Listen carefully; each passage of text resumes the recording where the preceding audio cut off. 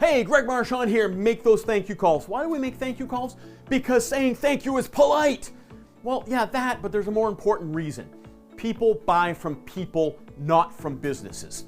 So call up your customers, acknowledge they have choices when it comes to maintenance, service, and repair in the automotive industry, and that you'd personally like to thank them for choosing your shop. Who should make those phone calls? The person they deal with at the shop. Could it be the receptionist? Sure. If everybody has contact with he or she, yes, it can be. But this is a personal thank you from me to you for choosing us when you have choices. And let me know if there's ever anything that I can do for you. All right? Stick comments down below if you have a comment about that, how you make thank you calls, how you think people should or shouldn't make thank you calls, and hit that subscribe button. Keep up the great work and never, ever, ever stop learning.